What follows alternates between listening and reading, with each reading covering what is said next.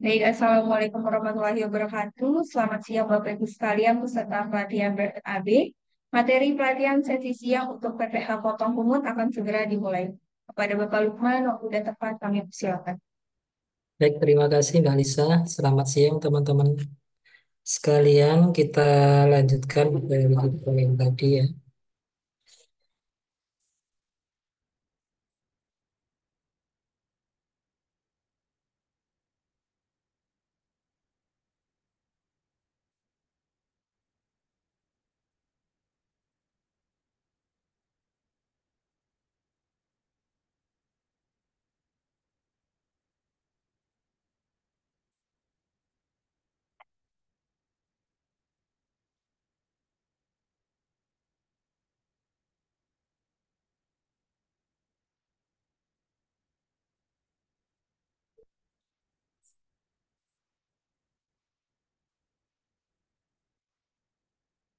Nah, ini ya teman-teman materi PER penghitungan PPh pasal 21 menggunakan tarif efektif rata-rata ini ya tadi dasar hukumnya peraturan pemerintah nomor 58 tahun 2023 di mana eh, latar belakang atau tujuan diterapkannya tarif efektif rata-rata ini ya, memberikan kemudahan dalam menghitung PPh pasal 21 untuk setiap masa pajak. Tuh ya. Oke, ini bisa dipelajari. Kemudian saya akan menjelaskan variasi ya. Variasi penghitungan PPh pasal 21. Kalau tadi itu normal-normal saja, dalam artian pegawai bekerja setiap bulan, kemudian ya mungkin barangkali ada THR atau tambahan penghasilan lainnya, itu tinggal dimasukkan di komponen penghasilan saja gitu ya. Kemudian nanti akan menambah penghasilan bruto. Nah, penghasilan bruto itulah nanti yang menjadi dasar penerapan tarif TER. Tinggal dimasukkan di berapa persen gitu ya tarif TER yang digunakan.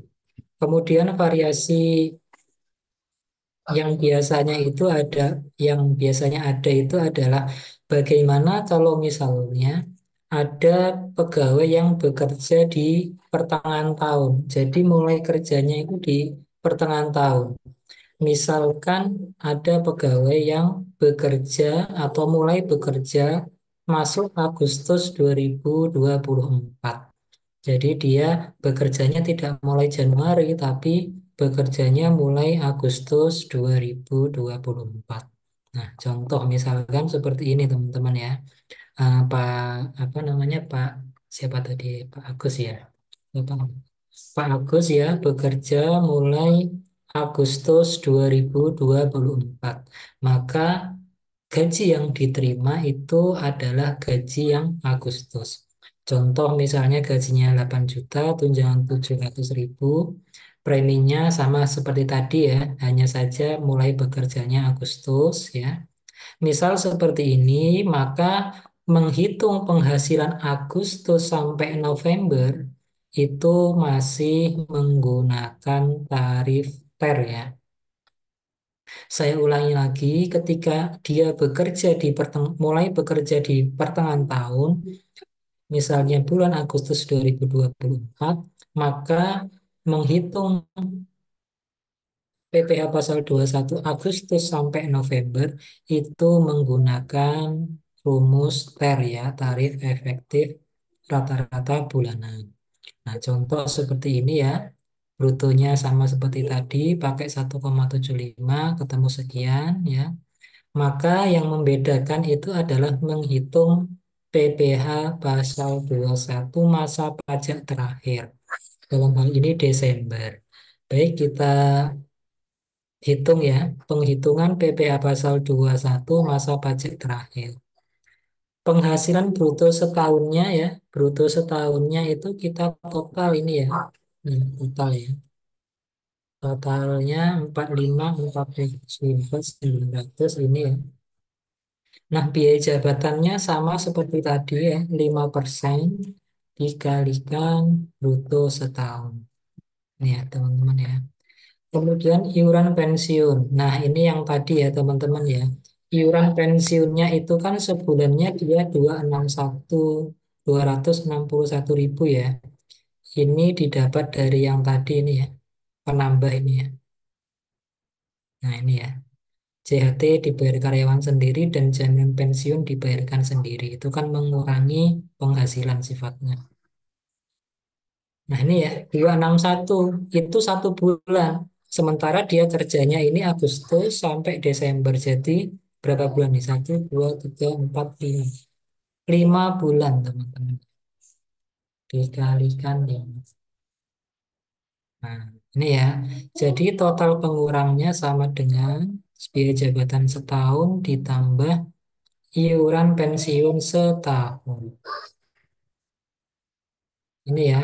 Jadi penghasilan neto setahunnya itu adalah bruto setahun dikurangi pengurang.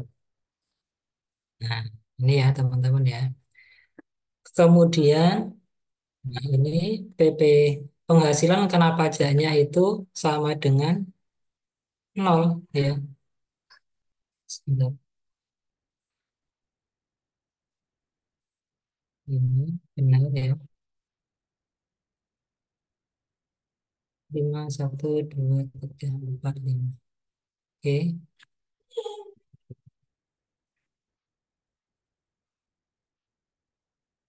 Penghasilan kena penghasilan kena pajaknya itu sama dengan nol teman-teman ya. Nol. Kenapa? Karena penghasilan netonya itu di bawah PTKP, teman-teman ya. Itu di bawah PTKP. Maka penghasilan kena pajaknya itu nol. Karena di penghasilannya di bawah PTKP. Nah, PPh terutangnya otomatis juga nol, teman-teman. Ya, nol PPh terutangnya nol. Nah, sementara Agustus sampai November itu sudah dipotong ini ya. Totalnya 636.649 itu sudah dipotong dan dibayarkan oleh perusahaan. Maka untuk PPh pasal 21 masuk Desember 2024 itu sama dengan PPh terutang ini ya, nol dikurangi yang sudah dipotong PPh pasal 21 Agustus sampai November minus 636.649. Minus di dalam pajak itu artinya ada kelebihan pembayaran pajak. Maka kalau kondisinya seperti ini, 636.649 ini diberikan secara tunai oleh perusahaan kepada Pak Agus, ya, diberikan ini kelebihan ini ya, diberikan. Kemudian 636.649 ini akan dilaporkan di SPT masa PPh pasal 21 Desember 2024 statusnya akan SPT-nya lebih bayar. Dan atas lebih bayar tersebut dikompensasikan oleh perusahaan ke masa-masa pajak berikutnya. Seperti itu ya. Jadi 636.649 ini diberikan secara tunai dari perusahaan ke Pak Agus, sementara SPT masanya itu menyatakan nanti lebih bayar. Dan lebih bayar ini dikompensasikan ke masa pajak berikutnya. Dikompensasikan itu maksudnya gimana sih Pak? Nah, misalnya ini kan Desember 2024 ada kelebihan bayar 636. Nah, nanti dikompensasikan ke masa pajak berikutnya. Berarti kan setelah Desember 2024 itu kan Januari 2025. Nah, misalnya Januari 2025 itu dihitung-hitung PPh pasal 21 terutangnya misalnya 800.000 misalnya yang harus dipotong dan dibayar. Maka yang 600 36.649 ini digunakan untuk membayar yang 800 ini, sisanya ya. Jadi yang 800 ini tidak dibayar semuanya, dibayarkan melalui dua mekanisme. Yang 600 dibayarkan pakai kelebihan yang 636, 649 ini. Nah, sisanya yaitu sebesar 163.351 itu dibayarkan oleh perusahaan ke kas negara. Itu ya, itu artinya dikompensasi. Jadi untuk membayar pajak bulan-bulan berikutnya. Sampai di sini ada pertanyaan teman-teman untuk kasus ada pegawai yang bekerja di pertengahan tahun. Silakan, ada pertanyaan?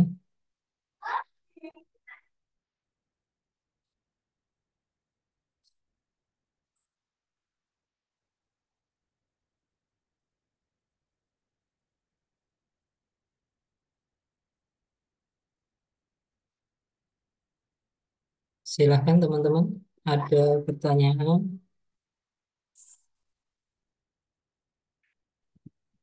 Belum ada, Ini Pak. Pak, untuk sisa 636.449 ini Mhm. dimasukkan ke masa pajak berikutnya ya Pak, Januari berarti Iya, ya. Januari. dikompensasikan. Jadi kalau Januari nanti ada kurang bayar misalnya 800, maka yang 600 pakai ini, sisanya dibayarkan secara tunai. Maksudnya dibayarkan ya pakai billing tadi itu ya, dibayarkan pakai billing. Itu Mas.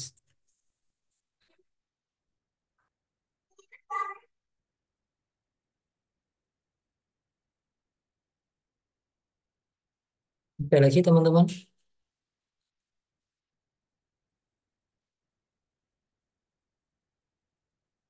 Tidak ada. Baik, saya lanjutkan variasi selanjutnya, yaitu ini ada pertanyaan ya. Pak, kalau yang dikembalikan ke karyawan itu sebagai gaji nggak Pak? Tidak Mas ya, Mas Turonggo. Itu bukan merupakan tambahan gaji ya. Ya, tidak termasuk unsur menambah gaji. Ya, pajaknya aja kebanyakan dipotong. Itu ya, Mas Turonggo ya.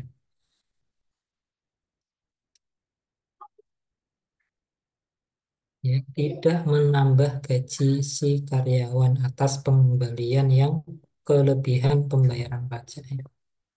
Oke, selanjutnya bagaimana kalau ada karyawan yang berhenti di pertengahan tahun? Contoh misalnya ada karyawan yang berhenti di September 2024. Maka logikanya kalau dia berhenti di September 2024, gaji terakhir yang dia terima itu kan harusnya gaji Agustus ya, teman-teman ya. Jadi gaji terakhirnya itu gaji Agustus, maka masa pajak terakhirnya itu harusnya Agustus gitu ya. Masa pajak terakhirnya itu harusnya Agustus karena gaji terakhir yang dia terima adalah ketika dia terakhir bekerja di bulan Agustus. Nah, misal ada datanya seperti ini ya, seperti yang tadi ya, dia dapat THR juga Maret, kemudian Agustus, mohon maaf, September keluar gaji terakhir Agustus, maka masa pajak terakhir yaitu Agustus itu cara menghitungnya beda ya, ingat ya beda, tidak menggunakan TER. Oke, kita kita kita hitung ya. Nah, penghasilan bruto setahunnya berapa? Nah, di total ya, Januari sampai Agustus dia dapat berapa? Sama dengan ini ya, teman-teman. Oke.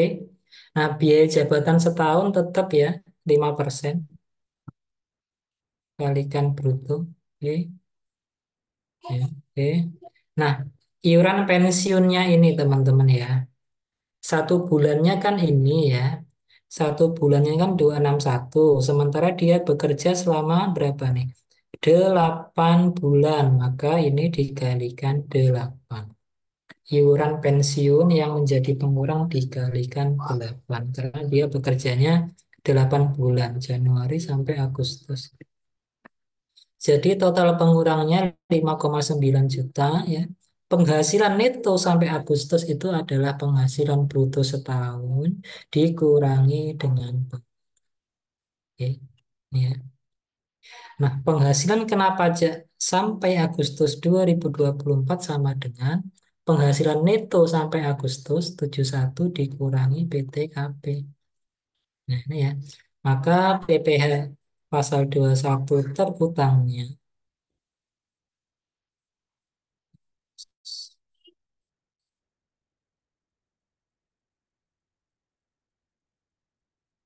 PPh terutangnya ini M75. Nah, PPh terutangnya Januari sampai Agustus itu hanya 889.192. Sedangkan PPh pasal 21 yang sudah dipotong Januari sampai Juli ini ya. Januari sampai Juli itu total sudah dipotong 1.806.072. Nah, ini ya. Maka PPh pasal 21 yang lebih dipotong itu adalah ini ya, yang seharusnya dikurangi yang sudah dibayar. Maka sama seperti tadi minus artinya ada kelebihan pembayaran pajak yang harus dikembalikan kepada Pak Agus. Itu ya sama treatmentnya seperti yang tadi bekerja di pertengahan tahun. Sampai di sini teman-teman ada pertanyaan? Kelebihan bayar ini kan sudah setor ke pajak, Pak. Iya, Berarti dia kelebihan. dia mengajukan ke pajak kembali perusahaannya. Nah, gini Mas, yang dimaksud kelebihan itu gimana? Nah, kelebihan itu kalau untuk PPh pasal 21. Jadi gini teman-teman. Kalau teman-teman itu merasa kelebihan membayar pajak, itu ada dua mekanisme. Yang pertama itu restitusi. Restitusi itu uangnya diminta kembali jadi dari kas negara ke rekening teman-teman. Atau yang kedua namanya kompensasi. Ya, kompensasi. Kompensasi itu adalah artinya kalau bulan-bulan depan itu ada pajak yang harus saya bayar, saya pakai nilai kelebihan yang tadi itu aja gitu loh. Kelebihan yang kemarin-kemarin. Nah, khusus PPh pasal 21 itu tidak boleh restitusi. Ingat ya, khusus PPh pasal 21 tidak boleh restitusi kalau ada kelebihan. Adanya hanya kompensasi. Nah, kalau kita lihat di 1721.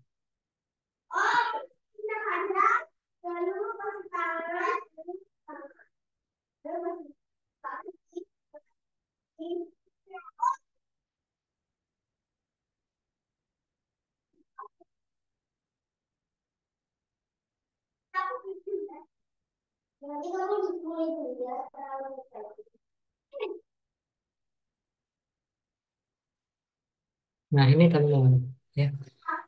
Bentuk dari SPT PPh pasal 21 itu seperti ini. Ini nggak bisa gimana aja.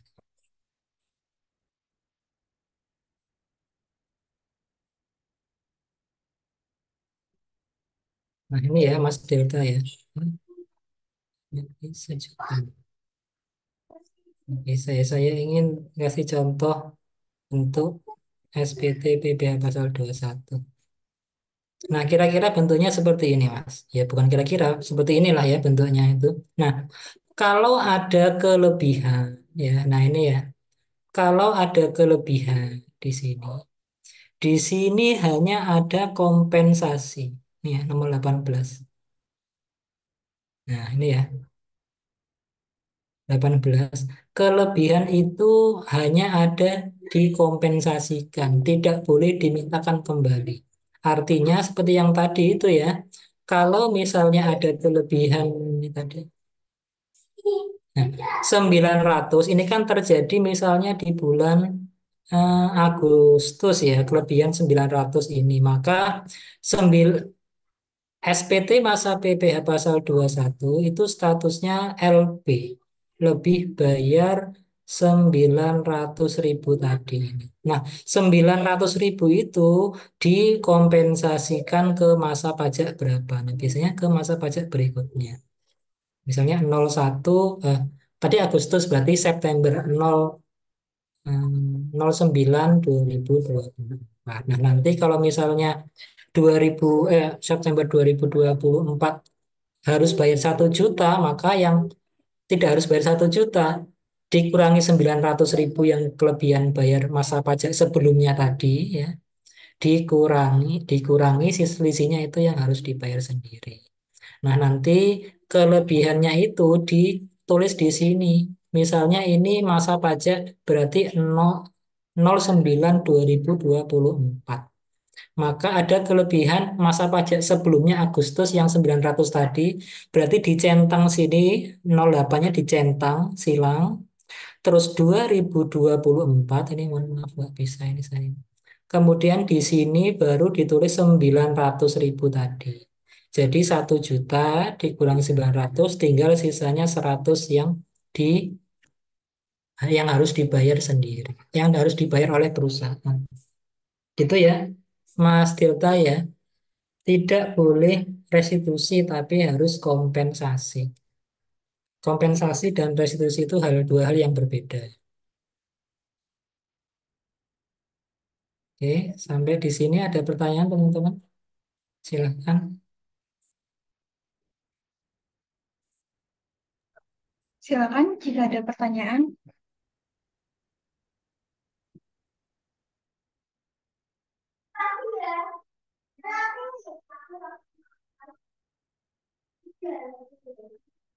Tidak ada, baik. Saya lanjutkan. Nah, kalau yang tadi ini berhenti ya, memang berhenti, dia mungkin resign ya. Mungkin resign, kemudian dia itu akan apa ya? Eh, akan kerja lagi di tempat lain gitu ya. Nah, kalau yang kasus selanjutnya itu berhenti bekerja karena mohon maaf misalnya meninggal gitu ya. Berhenti bekerjanya itu karena meninggal atau meninggalkan Indonesia selama-lamanya, misalnya pindah kewarganegaraan gitu ya. Baik, misalnya meninggalnya tanggal 31 Agustus 2024. Maka logikanya gaji terakhir yang dia peroleh itu Agustus gitu ya. Maka masa pajak terakhir itu juga Agustus gitu ya. Oke, sama kayak tadi masa pajak terakhirnya Agustus juga. Cuma ngitungnya beda. Contoh ini ya. Misalnya seperti ini ya. Dapat THR. Nah, maka penghasilan bruto sampai dengan Agustusnya sama ya, 77.759 ya. Biaya jabatannya sama 5% dikalikan bruto, pensiunannya sama ya. Yang setiap bulan itu dikalikan 8 kan 8 bulan. Nah, penghasilan netonya itu sama dengan penghasilan bruto Agustus sampai dengan Agustus sampai dikurangi dengan pengurangan. Nah, yang membedakan itu di sini, teman-teman. Ada namanya penghasilan neto itu disetahunkan. Kalau tadi yang atas itu tidak disetahunkan, langsung dihitung. Disetahunkan itu maksudnya gimana sih, Pak? Artinya itu di 12-kan bulan. Ini kan 8 bulan nih, 71 itu kan 8 bulan. Nah, kalau dia meninggal, karena meninggal, maka yang 8 bulan ini di 12 bulankan. Jadi gimana? Sama dengan ini 71 dibagi 8 ya, dikalikan 12. Ini namanya disetahunkan. Gitu ya. PTKP-nya 54 juta. Oke. Penghasilan kena pajak setahun sama dengan ini dikurangi. Nah, PPh 21 terutang setahun itu sama dengan ini ya. Pakai rumus tadi. Kemudian PPh terutang Nah, ini ya, saya ulangi lagi. Ini kan 12 bulan ya, teman-teman ya. Ini kan 12 bulan. 2,6 ini kan PPh terutang 12 bulan. Nah, karena ini mohon maaf bekerjanya 8 bulan, maka yang 12 bulan ini dikembalikan ke 8 bulan. Jadi dari Januari sampai Agustus. Caranya itu adalah ini kan 12 bulan, ya. Ini kan 12 bulan, maka sama dengan nilai PPh terutang dibagi 12 dikalikan 8. Nah, ini ya. Oke. Inilah PPh pasal 21 terutang sampai Agustus 2024. Dikurangi yang sudah dipotong. Nah, kebetulan yang sudah dipotong itu kan ini ya. Nah, jadi masih ada kelebihan 11.000. Beda dengan tadi ya, padahal case-nya sama. Gajinya sama gitu ya. Tapi treatmentnya berbeda. Yang awal tadi itu berhenti karena memang dia resign, yang kedua berhenti karena meninggal. Beda. Yang berhenti karena resign tadi dia lebih bayarnya 900.000. Ya. Yang berhenti karena mohon maaf meninggal dia lebih bayarnya 11.000. Itu ya. Ini semua diatur di PMK yang tadi itu. Sampai di sini ada pertanyaan teman-teman? Silahkan.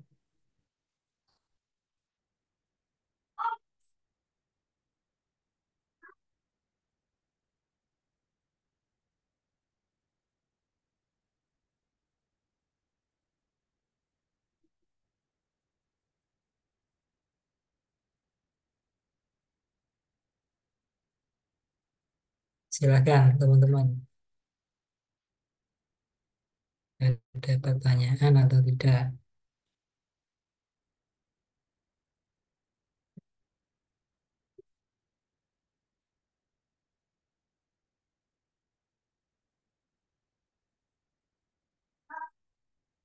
Tidak ada ya. Tidak ada, saya lanjutkan. Nah, selanjutnya variasi metode gross up yang seperti yang saya jelaskan tadi ya, memakai kalkulator pajak itu. Kadangkala ada pegawai yang pokoknya saya pengen bersihnya 8 juta Pak per bulan. Nah, intinya penghasilannya nanti itu di gross up dinaikkan ya. Jadi nanti tetap THP-nya atau take home pay-nya itu 8 juta ya. Lanjut. Nah, ini ada tunjangan pajak ya. Tunjangan pajak itu istilahnya adalah kadangkala ada beberapa perusahaan itu yang memakai mekanisme ini. Jadi selain ada tunjangan jabatan, tunjangan transportasi, itu ada tunjangan pajak juga. Jadi pegawai itu diberikan tunjangan pajak. Maka perlakuan tunjangan pajak itu jika ada, dia itu menambah penghasilan dari si karyawan. Udah cuma itu aja. Ya, sama seperti memperoleh tunjangan-tunjangan biasanya. Itu ya. Nah, semua ini tadi kita bicara mengenai pegawai tetap, teman-teman ya. Pegawai tetap ya. Kita sudah membahas mengenai pegawai tetap, aspek perpajakannya beserta dengan variasi-variasinya. Nah, nanti teman-teman sebagai pihak yang memberikan penghasilan itu selain teman-teman memotong pajaknya ya, teman-teman juga harus memberikan bukti potong kepada si pegawai yang dipotong gajinya itu, yang dipotong pajak. Nah, membuat bukti potong itu ada di aplikasi DJP online tadi yang sedang gangguan itu ya, membuatnya di situ. Nah, bentuk bukti potongnya itu seperti ini teman-teman ya. Kira-kira seperti ini, bukan kira-kira lagi ya. Seperti inilah. Nah, ini adalah bukti potong yang diberikan setiap bulan kepada pegawai, gitu ya. Jadi misalnya tadi ada bulan Januari perusahaan memotong penghasilannya Pak Agus 159.162. Maka bukti potongnya nanti seperti ini. Di sini ada identitasnya Pak Agus, kemudian identitas yang memotong pajak, kemudian di sini penghasilan brutonya 9 juta tadi, dasar pengenalan pajaknya, tarifnya pakai tarif TER, nah PP yang dipotong di sini. Nah, udah ditandatangani bisa secara elektronik nanti diberikan kepada Pak Agus. Ini ya, untuk ketentuan terbaru. Pak, misalnya Pak Agus itu penghasilannya 3 juta Pak di bawah PTKB, tidak kita potong pajak. Bagaimana? Maka nanti brutonya itu diisi, tarifnya diisi nol teman-teman. PPh-nya nol. Tetap dibuat tanda tangani stempel perusahaan diberikan kepada Pak Agus. Itu untuk bukti potong yang setiap bulan. Nah, ada bukti potong yang setiap tahun, namanya bukti potong 1721A1. Oh, mohon maaf, bukan yang tadi ya. Ini yang bulanan, bukan yang tadi yang saya jelas. Ini seperti ini yang bulanan ya. Nah, ini yang bulanan. Nah, kemudian ini 1721A1. Ini untuk pegawai swasta, untuk yang pegawai negeri, PNS, TNI, Polri itu namanya 1721A2. Inilah yang biasanya dijadikan bahan untuk lapor SPT tahunan. Isinya itu adalah total gaji selama setahun, ya, plus pajak yang sudah dipotong selama setahun. Jadi kalau teman-teman lihat, kalau tanggal 31 Maret itu kan di kantor pajak rame itu ya, orang lapor SPT tahunan. Padahal sebenarnya kan bisa online. Nah, mereka banyak yang membawa ini, bukti potong dari perusahaannya. Bapak Ibu sebagai pihak HRD atau bagian gaji wajib memberikan ini kepada pegawai. Karena ini merupakan bukti potong, bukti penghasilan pajak gaji selama setahun plus pajaknya setahun. Nanti digunakan untuk lapor SPT tahunan. Bentuknya seperti ini. Membuatnya juga melalui aplikasi DJP online. Kalau bentuk realnya itu, nah ini ya. Bentuk realnya seperti ini. Nah, seperti inilah ya bentuknya. Contohnya, ini ada gajinya ya. Mungkin teman-teman yang pernah mendapatkan ini ya, harusnya mendapatkan ini ya kalau sudah punya NPWP dan bekerja di suatu perusahaan. Seperti inilah ya kira-kira. Nah, kewajiban kita sebagai pihak pemberi kerja sampai sini, sampai memberikan bukti potong tahunan ini. Kadangkala ada wajib pajak yang karyawan, Pak, saya kok belum dibuatkan bukti potong ya sama perusahaan saya. Nah, itu apa memang perusahaannya tidak paham atau memang adminnya ganti kadang-kala gitu ya. Admin yang lama tidak ngasih tahu ke admin yang baru gitu ya kan. Ah, kalau ada kewajiban perpajakan seperti ini. Itu ya, teman-teman ya. Bukti potong 1721A1. Nah, nanti setiap pegawai itu dapat ini. Nah, tugas pegawai itu akan melaporkan ini di SPT pribadinya si pegawai. Itu nanti bab minggu depan. Gitu ya. Lupa ini kan sudah dilakukan perusahaan, ngapain sih Pak? Pegawai itu juga harus lapor mandiri. Nah, itu ya, tadi alurnya punya NPWP, ujung-ujungnya harus lapor juga sendiri. Self-assessment. Itu untuk pegawai tetap, teman-teman ada pertanyaan, silahkan. Baru pegawai tetap, teman-teman ya. Silahkan ada pertanyaan.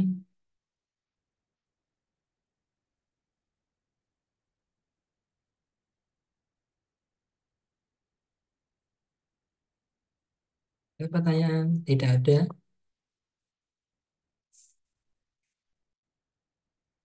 Oke.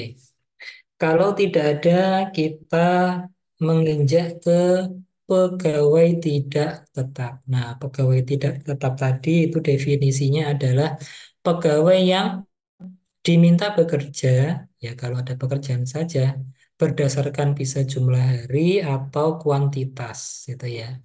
Contoh misalnya seperti ini. PT ABC ini meminta Pak Yusuf untuk memperbaiki atap gedung perusahaan dengan waktu 5 hari dengan upah borongan 2 juta.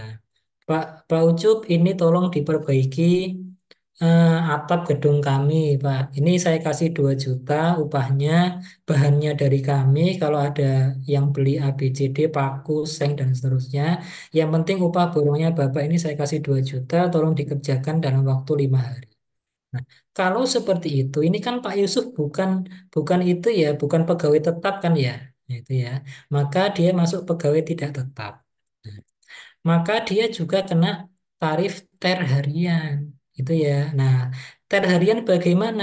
Dihitung upah per harinya berapa? Contoh, ini saya dikasih dikasih upah 2 juta dalam 5 hari, maka cara menghitungnya itu adalah per harinya 2 juta dibagi 5 hari. Oh, ternyata perharinya dia dapat 400.000. Banyak ya 400.000 ya untuk tukang ya. Nah, 400.000 inilah yang dikalikan ter harian. Nah, ini tabel ter harian ini ya teman-teman ya. 0 sampai 450.000 itu 0%. Oh, berarti Pak Ucup ini terkena tarif 0%. Oke, 0%. PPh terutangnya sama dengan 0% dikalikan 400. Maka PPh yang harus dipotong itu sama dengan 0. Itu ya. Kesimpulannya, 0% itu bukan berarti tidak ada pajaknya ya teman-teman ya. Ini bahasa hukum, bahasa undang-undang teman-teman. Kalau di bawah 450.000 itu ada pajaknya, tarifnya 0%. Ya walaupun nggak ada itu ya, tapi ada pajaknya, tarifnya 0. Itu bahasa undang-undang. Nah, PT ABC kewajibannya adalah memotong yang 0% ini dan memberikan bukti potong PPh pasal 21 ke Pak Ucup. Pak, kan nggak ada pajaknya, Pak. Masa membuat bukti potong segala? Repot-repot gitu ya. Ya memang seperti itu ya teman-teman ya. Walaupun tidak ada pajaknya atau tarifnya 0, itu tetap harus membuat bukti potong. Nah, itu ya. Untuk pegawai tidak tetap. Sampai sini ada pertanyaan teman-teman? Silahkan.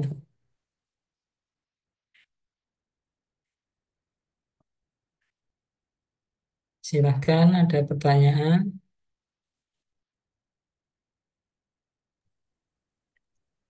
Silakan jika ada pertanyaan.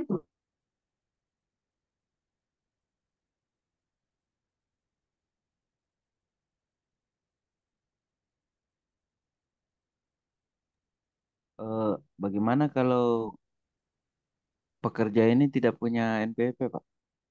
Nah, Pak, kalau misalnya pekerja ini tidak punya NPWP, maka tarifnya 120% lebih tinggi, Mas. Nah, berarti ya dikalikan 120%, tetap aja nol pajaknya. Beda cerita misalnya ada pajaknya gitu ya. Misalnya Pak Ucup ini tarifnya agak mahal itu ya per hari misalnya berapa ya kalau di atas PTKP ya. Nah, misalnya ini kan misalnya 500.000 ya, 500.000. Misalnya per hari dikasih 500.000. Maka 500.000 itu tarifnya kan 0,50 ya. 0,50%. Maka PPh terutangnya itu 2.500. Kalau Pak Ucup itu tidak mempunyai NPWP, maka tarifnya 20% lebih tinggi, sama dengan 120% dikali. Nah, maka PPh pasal 21 terutangnya itu menjadi 3.000 ya, kalau tidak punya NPWP. Siapa ya? Fitri. Itu ya teman-teman untuk pegawai tidak tetap. Nah sekarang ada peserta kegiatan. Misalnya Mbak Fitri ditunjuk sebagai panitia, panitia 17 Agustus di kantornya gitu ya. Nah kepanitiaan ini mendapatkan kalau ketuanya dapat honor 500.000. Misalnya seperti itu ya. Mendapatkan honor jadi panitia 500.000. Gimana ini? Ada pajaknya nggak? Ada ya ternyata ya. Nah, honornya itu 500. Nah, kita lihat peserta kegiatan. Tadi itu kan kepanitiaan itu dipersamakan dengan peserta kegiatan. Maka kita lihat di sini. Peserta kegiatan. Nah, ini ya, atas hadiah atau sehubungan dengan kegiatan. Nah, ini ya. Langsung penghasilan bruto kali tarif pasal 17. Oh, berarti Mbak Fitri ini kan dapatnya 500.000. Maka tarifnya ya pasal 17 yang 5% tadi, 5%, 15%. Karena 500.000 ini berada di antara 0 sampai 60 juta, berarti pakai 5%. Nah, 5%. Maka PPh terutangnya itu sama dengan 5% dikalikan. Nah, ini. Maka perusahaan wajib memotong PPh pasal 21 sebesar Rp25.000 atas keikutsertaan Mbak Fitri sebagai panitia ini. Itu ya, teman-teman. Kemudian misalnya eh, Pak nanti misalnya di acara 17 Agustus itu kami mengundang penceramah Pak Ustadz untuk apa ya, untuk ceramah mengenai kebangsaan gitu ya. Misalnya mengundang penceramah untuk apa ya? Oh, penceramah eh, tentang kebangsaan misalnya atau tausiah atau yang lain lah ya tentang kebangsaan. Misalnya Ustadz Amin misalnya ya. Honornya 700.000. Maka beda dengan ini ya. Penceramah kemarin penceramah itu katanya Pak Lukman masuk bukan pegawai ini. Nah, penceramah ini ya. Tadi ya di slide ya. Penceramah. Penceramah. Nah, ini ya, yang bukan pegawai itu kan ada listnya, ada daftarnya. Ternyata ada nomor 4 ini ya. Penasihat, pengajar, pelatih, penceramah, penyuluh, moderator. Oh, berarti dia masuk bukan pegawai. Maka cara ngitungnya bukan pegawai itu adalah ini ya, teman-teman ya. Kembali dilihat ini. Nah, ini. Nah, ini ya, bukan pegawai. Nah, ini ya, bukan pegawai. Ya. Cara menghitungnya itu penghasilan bruto dikali 50% dulu ternyata. Baru dikalikan tarif pasal 17. Oh, dikalikan 50% dulu. Oke, berarti cara ngitungnya seperti ini. Honornya 700.000 ya. DPP-nya atau dasar pengenaan pajaknya itu 50%. Jadi 350.000. 350.000 inilah yang dikalikan PPA pasal 17. Jadi sama dengan 5% dikalikan 350. Bukan 700 ya. Nanti kebanyakan pajaknya ya. Nah, berarti 17.500. Ini kan Ustadz Amin Pak ya. Kalau Ustadz Amin nggak punya NPWP ya ini. Pak masa minta NPWP ke Ustadz kan sungkan Pak. Nah, itu ya. Nanti bisa dikondisikan sendiri ya.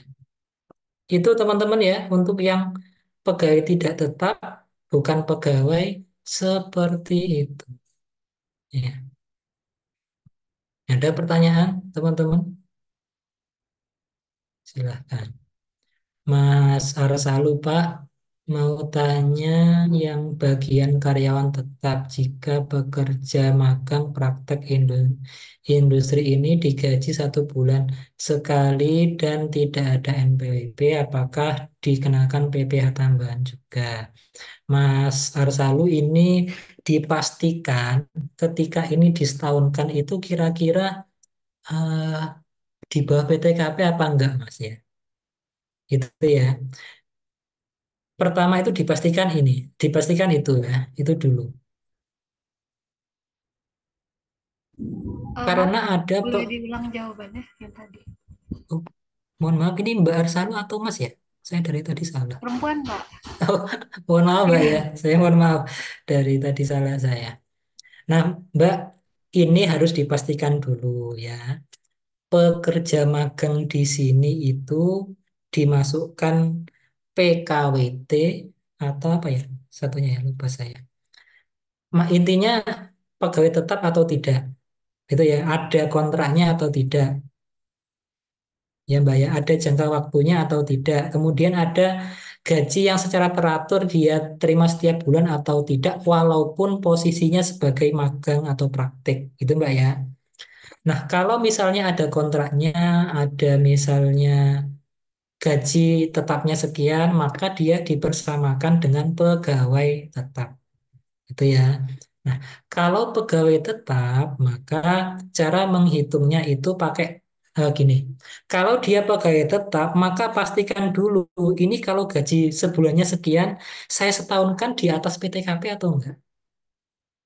Kalau di bawah PTKP, mohon maaf Mbak ya, misalnya, Pak ini teman-teman magang itu kita gaji 3 juta Pak, setiap bulan Pak. Itu ya. Nah, kalau 3 juta dikalikan 12 itu kan 30-an juta ya. Sementara PTKP TK0 aja 54 juta. Wah, ini kalau disetahunkan itu di bawah PTKP.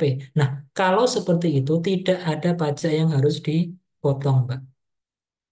Dan mereka ini tidak perlu ada NPWP karena penghasilannya di bawah PTKP. Nanti Mbak Arsalunya tinggal membuat bukti potong tarifnya 0%, Mbak. Itu ya, tarifnya 0%. Seperti itu. Tapi kalau misalnya si pegawai magang atau praktek ini bukan pegawai tetap, dimasukkan di pegawai tidak tetap, maka pedomannya ini Mbak, Mbak Arsalu ya. Per harian ini. Berapa sih upah per harinya? Nah, iya. Di seperti ini Mbak ya. Itu Mbak ya, semoga menjawab. Kalau misalnya masih ada yang kurang pas, silakan ditanyakan. Terima kasih, Pak. Iya. Oke. Yang lain teman-teman? Ada? Sebelum saya menginjak PPh pasal 22, ini PPh pasal 21 case close ya. Nah, itu pegawai tetap tadi ya ujungnya akan memperoleh bukti potong seperti ini. Nah, setelah itu bagaimana Pak? Setelah si karyawan mendapatkan bukti potong seperti ini, maka itu nanti tunggu minggu depan ya. Bagaimana posisi kita sebagai pihak yang menerima penghasilan. Oke, sudah cukup ya yang pegawai. PPh pasal 21 saya anggap cukup. Nanti Excelnya akan saya bagikan di akhir pertemuan lewat Mbak Lisa ya. Nah, sekarang kita lanjut di PPh pasal 22, teman-teman. Nah, tadi eh, apa namanya? PPh pasal 21 mengenai bagaimana kalau kita itu membayarkan penghasilan kepada orang ya, kepada orang. Kemudian, nah PPh pasal 22 itu bagaimana ketika ada transaksi pembelian itu ya dan penjualan. PPh pasal 22. Nah, ini ya. PPh pasal 22 itu diatur di undang-undang ya pasal 22 Undang-Undang Pajak Penghasilan. Ini ya. Jadi Menteri Keuangan itu berwenang menetapkan badan-badan tertentu, bendaharaan pemerintah, wajib pajak badan untuk memungut pajak yang berkenaan dengan ini ya, pembayaran atas penyerahan barang atau berkenaan dengan kegiatan impor atau usaha di bidang lain. Kemudian ada atas penjualan barang yang tergolong sangat mewah. Ini ya, pemungutnya siapa sih ini ya? Instansi dan kuasa pengguna anggaran pemerintah pusat maupun swasta. Intinya adalah dinas, ya, kantor, pokoknya instansi pemerintah baik pusat maupun daerah ya. Dinas pendidikan, kantor gubernur, kantor bupati, polisi, kantor tentara. Ini kalau dia belanja barang, mah nanti itu ada unsur PPh pasal 22-nya. Ya. Kemudian ada BUMN ya, BUMN. Nah, BRI, Mandiri, BNI, Pertamina itu ya BUMN. Bukan BUMD loh ya, tapi BUMN. Yang melakukan pembayaran atas pembelian barang, tidak termasuk jasa. Kemudian yang kedua itu adalah Bank Devisa dan DJBC ya, Direktorat Jenderal Bea dan Cukai atas impor. Gitu ya.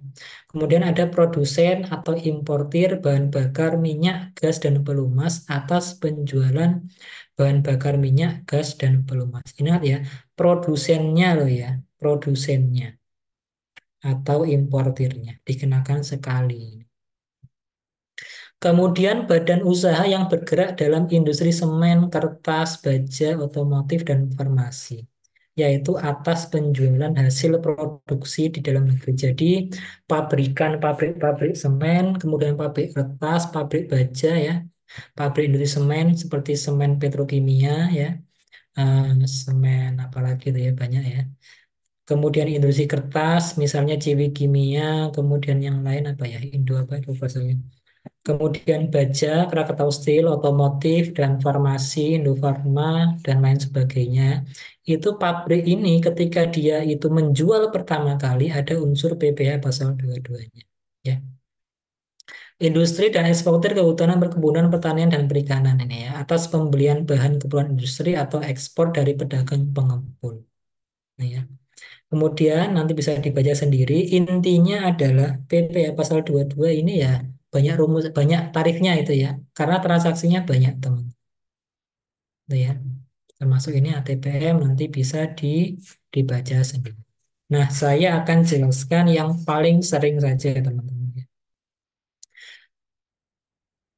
Nah, atas pembelian barang oleh instansi pemerintah, kuasa pengguna anggaran, pemerintah pusat maupun daerah dengan minimal 2 juta ya.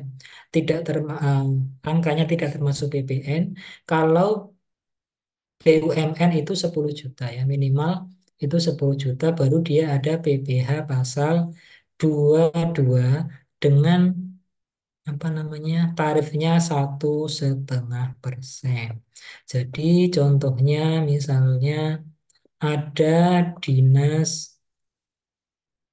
Nih ya teman-teman ya, Dinas Pendidikan Kota Bekasi itu belanja ATK ya.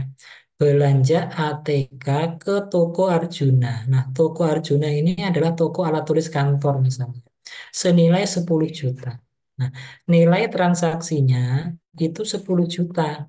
Maka dasar pengenaan pajaknya itu 10%. Nah, karena di atas 2 juta, maka harus ada PPh pasal 22 sebesar tarifnya 1,5.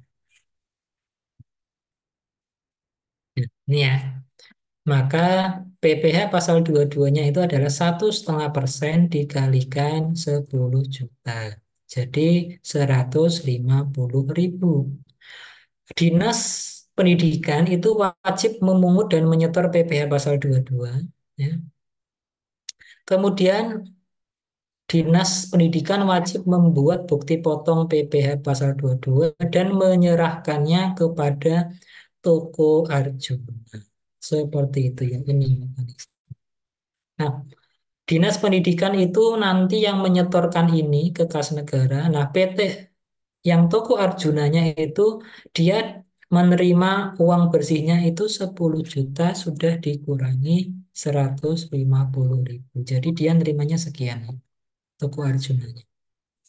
Nah, selanjutnya Dinas Pendidikan itu wajib memberikan bukti potong kepada CP Arjuna. Bukti potongnya ini cara membuatnya itu melalui aplikasi DJP online yang tadi itu yang gangguan ya. Nah, bentuk bukti potongnya itu seperti ini, teman. Bukti potong. Nah, ini bukti potong terbaru itu seperti ini bentuknya ya. Yang asli itu ada barcode-nya. Kalau nggak ada barcode-nya jangan mau, itu palsu ya, teman. Pak, gunanya bukti potong ini apa sih, Pak? Nah, bagi toko Arjuna, ya, bukti potong ini bisa jadi kredit pajak nanti di SPT tahunan. Jadi bisa menjadi pengurang di SPT tahunan. Misalnya toko Arjuna ini lapor SPT tahunan, kurang bayarnya misalnya 500.000. Nah, 500.000 itu tidak dibayar semua, dikurangi yang sudah dipotong oleh pihak lain ini, 100.000, 50.000. Itu ya, jadi dia tidak bayar 500.000, tapi cukup membayar 500.000 dikurangi 150.000. Itu ya. Nah, ini masih PR bagi kami ya, teman-teman ya. Bagi kantor pajak, bagaimana kita mensosialisasikan kepada semua instansi pemerintah itu agar rajin ya menerbitkan bukti potong. Kadang-kala kasihan wajib pajak itu, Pak, saya belum dapat bukti potong, Pak, dari Dinas A, Dinas B, sementara ini udah waktunya mepet lapor SPT tahunan. Kemudian minta ke dinasnya tidak bisa buat karena gaptek dan seterusnya. Itu ya, itu sering terjadi di lapangan. Ya, sampai di sini ada pertanyaan teman-teman. PPh pasal 22. Untuk ini per transaksi atau per nota atau per harian, Pak. Transaksi Oh, ini di oke atas ya. 2 juta ini. Baik, terima kasih. Pertanyaan ini bagus sekali. Pak, ini transaksi gimana Pak ya? Nah, kalau untuk gini Mas, transaksi ini per kwitansinya Mas. Artinya gini, artinya gini. Nah, ini kan beli 10 juta. 10 juta itu kan isinya beberapa barang gitu ya. Ada pulpen, ada penghapus, ada yang lain, kertas, dan seterusnya. Misalnya invoice-nya atau nomor kwitansinya 112, 113 misalnya ya. Nah, yang ini 113 itu langsung dibuatkan bukti potong per kwitansi. Nah ya, bukti potong per kwitansi. Nah, dicatat. Ini kalau sesuai perpajakan lah ya. Misalnya ini transaksi ini tanggal 5 5 Juni 2024 di toko Arjuna beli 10 juta. 10 juta pajaknya itu kan 150.000. Ini ini transaksi dinasnya misalnya Mas ya. Transaksi dinasnya. Toko Arjuna. Kemudian di tanggal 10 si dinas ini mohon maaf. Nah, atas transaksi ini, si dinas membuat bukti potong 150.000, Mas. Nah, membuat bukti potong saja loh ya, bukan membayarkan loh ya. Membuat bukti potong saja, udah selesai. Yang diberikan ke Arjuna itu hanya bukti potong. Kemudian tanggal 20 Juni, si dinas ini belanja lagi nih ke toko, misalnya toko AB, toko Makmur. Belanja ATK juga nilainya misalnya 15 juta.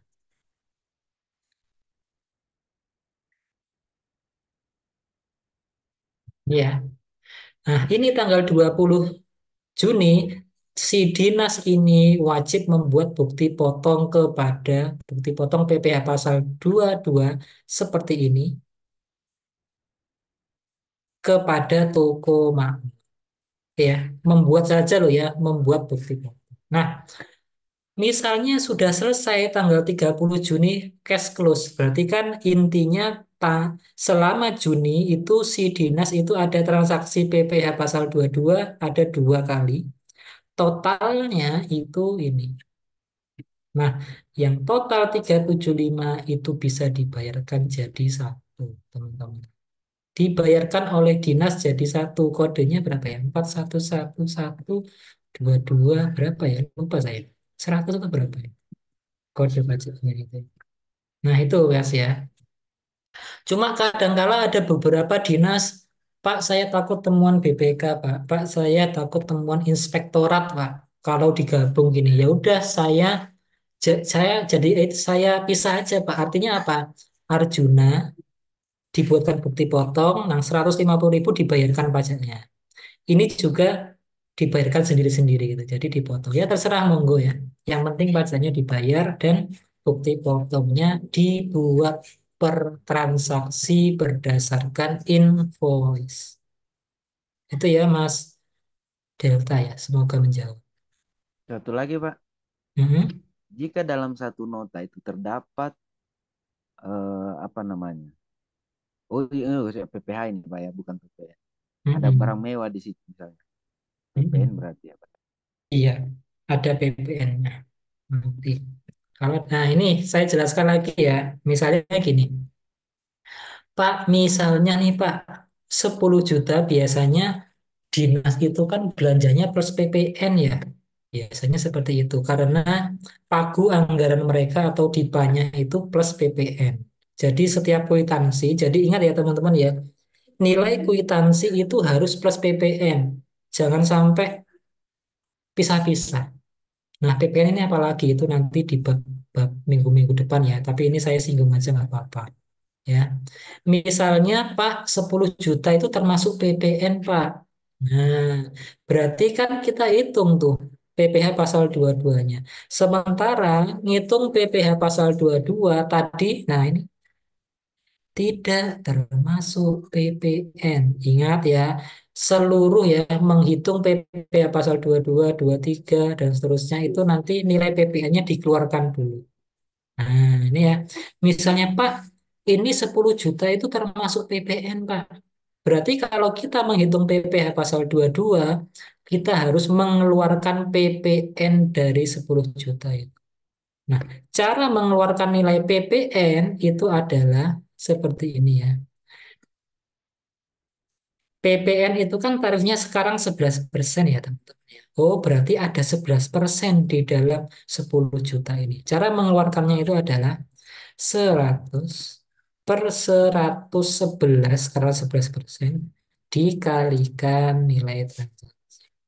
Nah, inilah harga atau nilai sebelum PPN atau di luar PPN.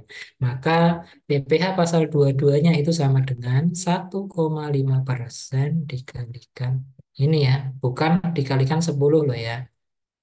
Nah, ini beda kan dengan yang atas. Kalau yang atas ini tidak termasuk PPN, kalau yang bawah ini termasuk PPN. Kalau ada termasuk PPN, maka dalam menghitung PPh pasal 22, nilai PPN-nya dikeluarkan terlebih dahulu.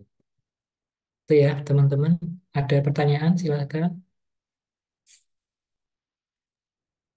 Pak, Apakah berarti semua barang itu kena PPN? Oh, saya satu-satu dulu. Mbak Septiani. Mbak Septiani dulu. berarti untuk setiap pembelian itu apakah wajib harus dipotong PPh pasal 22 atau bagaimana? Mohon maaf, Mbak. Tolong diulangi. Mohon maaf. Ya, Pak, berarti kalau untuk pada saat untuk setiap pembelian itu wajib dipotong PPh 22 atau bagaimana, Pak? Nah, ini lagi Mbak. Eh, saya bicara sesuai ketentuan aja ya dulu ya. Nah, tadi tetap ya eh, apa namanya? Ketentuan itu harus apa namanya? Difahami. Tadi itu PPh pasal 22 sepanjang ini ya, di atas 2 juta ya teman-teman ya. Nah, di atas 2 juta baru ada PPN ini kan karena di apa namanya? Di bawah mohon maaf di atas 2 juta maka dia ada PPh pasal 22 ya. Misalnya Pak dinas ini Pak beli di saya itu tanggal 1 Pak, 1 Juni Pak. Nah, nilai invoice-nya itu beda. Oh ya, beda lagi. Itu belanjanya cuma 1.500.000 Pak. di toko Arjuna. Nah, ini kan.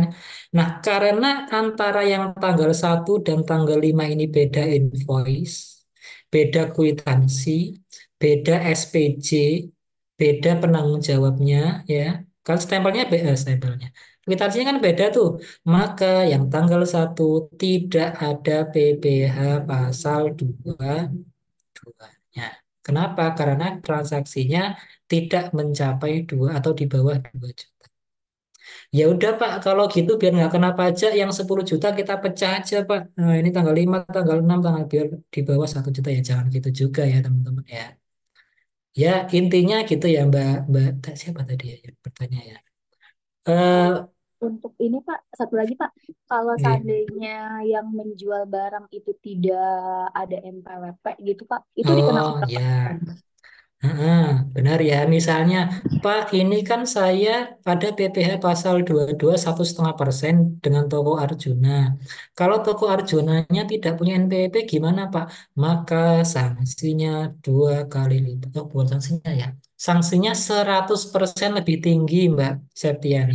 Maka kalau 150.000, maka pajaknya menjadi kali 200%. Jadi 300.000 itulah yang harus dipotong oleh Dinas Pendidikan. Itu ya Mbak Septiani ya. Kalau pasal 21 tadi nggak punya NPWP 20% lebih tinggi. Kalau PPh pasal 22 tidak punya NPWP 100% lebih tinggi. Tuh ya. Baik Pak, terima kasih Pak. Sama-sama Mbak Septiani. Ada yang tanya lagi teman-teman tadi ya? Mas Turonggoma, jadi minimal 10 juta untuk BUMN per invoice per sebulan. Nah, tadi ya, tergantung kwitansinya Mas ya, Mas Turonggo ya. Dilihat kwitansinya, atau invoice-nya ya. Pokoknya berdasarkan invoice lah. Kalau misalnya dia di bawah 10 juta ya udah enggak gitu ya. Tapi kadang kala ada ya teman-teman ya. Ya ini kan kondisi di lapangan ya. Misalnya Pak saya itu BUMN, saya biasa langganan dengan toko A misalnya. Ini saya pesan aja Pak, tanggal 1 kita pesen, belum kita bayar, tanggal 5 kita pesen. Nah kita akumulasi nanti di akhir Mas, jadi satu kwitansi. Jadi nanti nilainya di atas 10 juta ya. Boleh, berarti itu ya kena PPh pasal 22. Gitu ya Mas Turonggo. Pokoknya saya intinya berdasarkan kwitansi lah Mas ya. Hitam di atas putih. Nah, tergantung kondisi di lapangannya gitu ya. Oke, ada pertanyaan lagi teman-teman?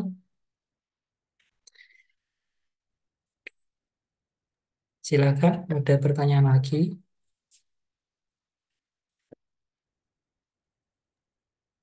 Ini Pak, lagi saya masih penasaran dengan PPN-nya ini karena biasanya Oh, kantor itu kan semuanya kena PPN itu 10%, mau pulpen, mau mm-mm. tinta, mau apa, mau kertas, Oh, oke. itu tetap dikenakan PPN itu. Nah, Nah, ini ya. batasan PPN untuk barang-barang ini seperti apa, Pak? eh, ini sekilas saja Mas ya, karena nanti ada BPN untuk berapa? 3 minggu ke depan ya. Intinya adalah kalau untuk instansi pemerintah itu minimal 2 juta ya sekarang ya. Itu baru ada PPN-nya. Gitu ya. Apakah semua barang-barang itu ada PPN-nya? Tidak ya. Ada beberapa barang yang dibebaskan dari PPN. Ada beberapa barang yang dikecualikan dari objek PPN ya. Dia dibebaskan contoh beras, telur itu ya tidak ada PPN. Ya ada tapi 0%. Itu nanti akan dibahas di bab PPN ya Mas ya. Cuma sekilas seperti itulah ya. Tidak semua barang itu ada PPN. Itu ya. Sekarang pertanyaan saya ya teman-teman ya. Ini kan Dinas Pendidikan Kota Bekasi itu belanja ATK di Toko Arjuna. Ada PPh pasal 22-nya.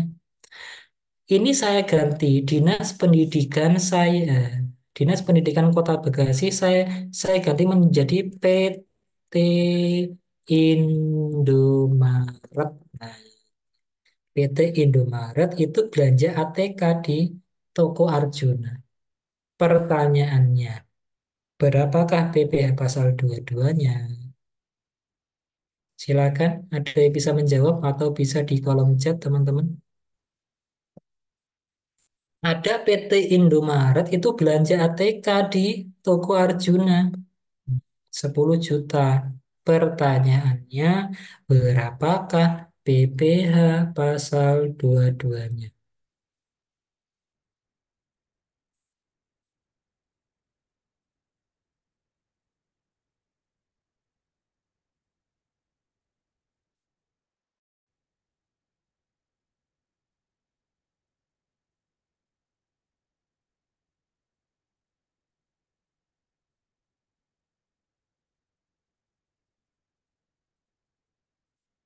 Ya, ada yang bisa menjawab kalau yang beli PT Indomaret di toko Arjuna. Pertanyaannya, berapakah PPh pasal 22-nya?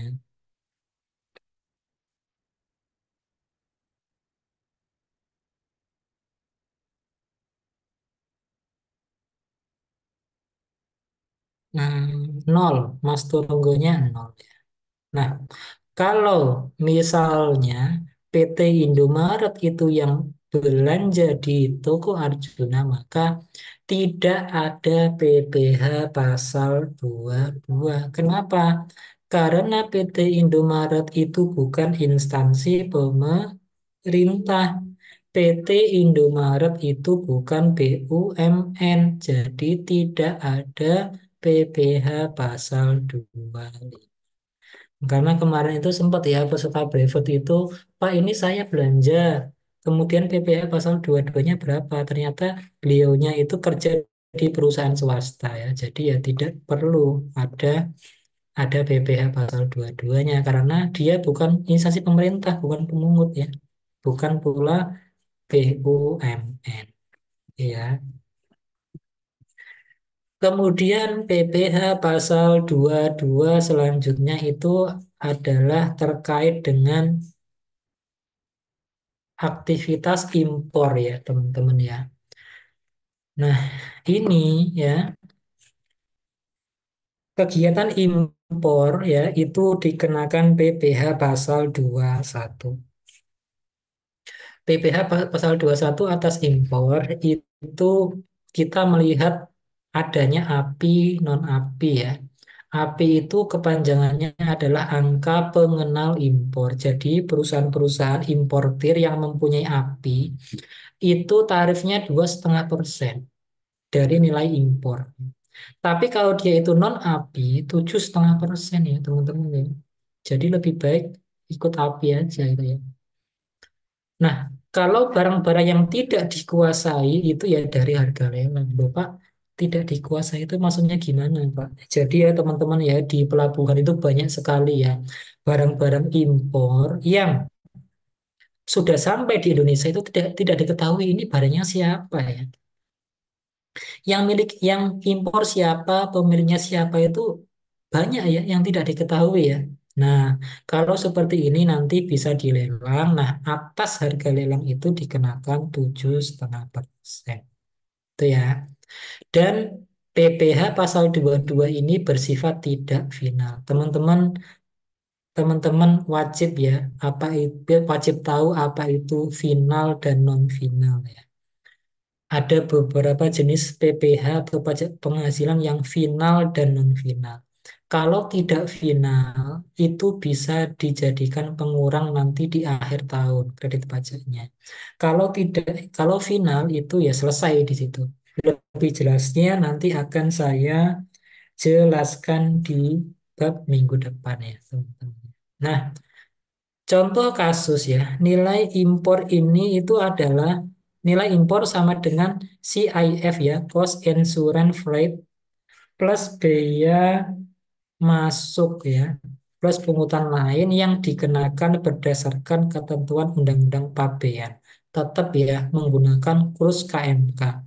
Teman-teman kalau impor itu kan pasti kursnya menggunakan mata uang asing ya. Nah itu ketika menghitung PPh pasal 22 harus menggunakan kurs KMK. Itu ya. Nah kita latihan ya. Ini nanti ada di soal ujian. Nah teman-teman Ada soal seperti ini. Nih ya, ada soal seperti ini. PT ABC, ya, dia itu mempunyai API, mengimpor sebuah mesin dari Cina dengan data sebagai berikut. Ya. Harganya itu 500 US dollar, ya. Insurance-nya itu 10 US dollar, 10.000 US dollar, freight-nya itu 40.000 US dollar, kurs KMK-nya itu 14.500. Pertanyaannya, hitung PPh pasal 22 atas impor mesin tersebut. Nah, caranya itu adalah kita lihat harganya berapa ya, 500.000 US dollar. Ya, ini. Oke, insurance-nya 10.000. Eh, kebanyakan.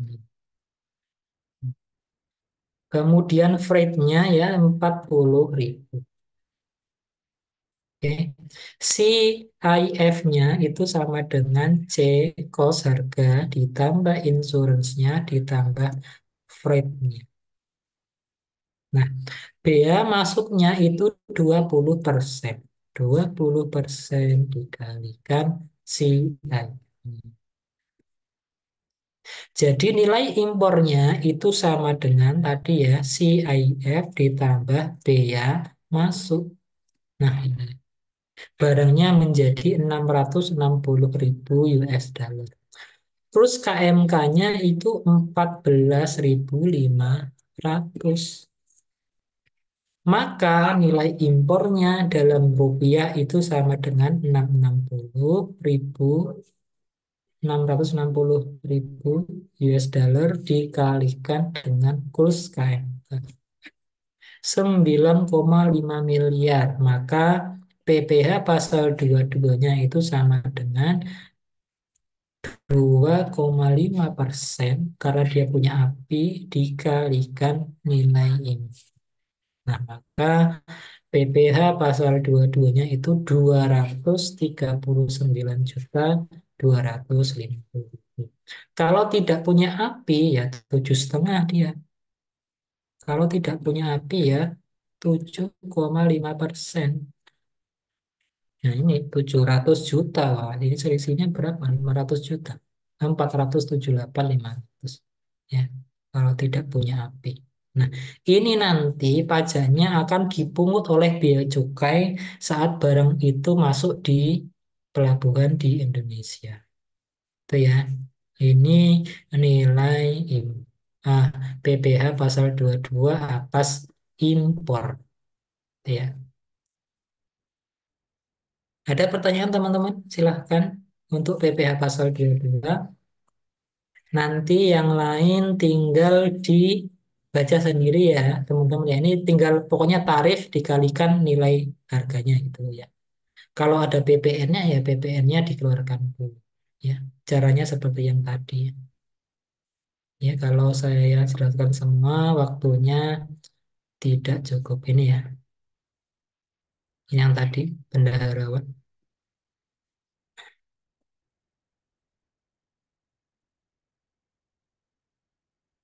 Nah, ini ada yang dikecualikan dari pemungutan PPh pasal 22 ya, yang tadi ya transaksinya paling banyak 2 juta ya.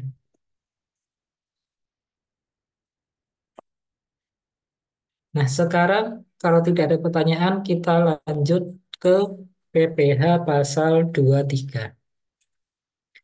Kalau PPh pasal 21 tadi terkait dengan pembayaran gaji upah honor kepada orang ya, orang pribadi.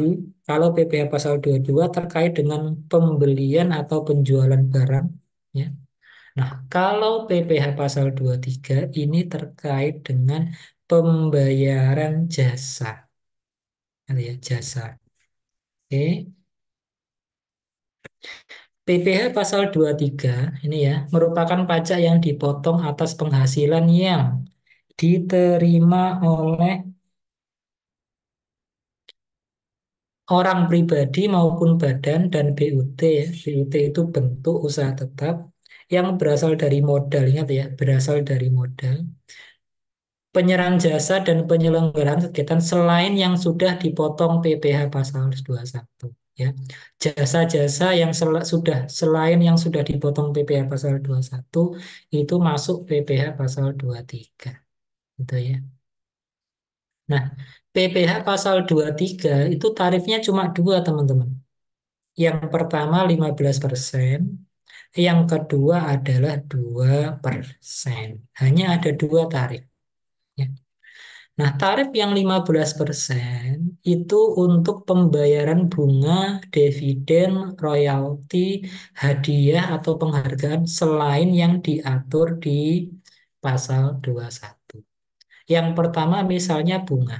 Nah, bunga ini ya, bunga ini contohnya itu adalah bunga selain bunga bank ya, teman-teman. Bunga yang diterima oleh apa namanya badan usaha. Misalnya PT ABC, PT Indomaret memi- meminjam uang kepada PT Alfamaret sebesar 1 miliar atas pinjaman pinjaman tersebut dikenakan bunga 8%. 8%. Maka nilai pinjaman itu kan 1 miliar ya. Bunganya itu 8%. Maka 8% dikalikan 1 miliar. Bunganya 80 juta. Maka PPh pasal 23-nya itu 15%. Sama dengan 15% dikalikan ini 80 juta. Itu ya. PT Indomaret wajib ya memotong dan membuat bukti potong PPh pasal 23 ya. Jadi ini kan PT Indomaret itu harusnya membayarkan bunga 80 juta ya kepada PT Alfamaret.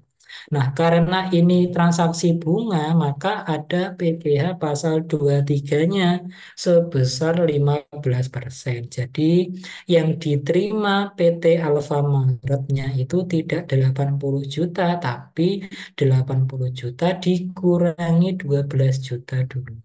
Nah, yang 12 juta inilah nanti yang membayarkan ke kas negara itu PT Indomaretnya. Indomaret yang sebagai pemotong PPh pasal 23.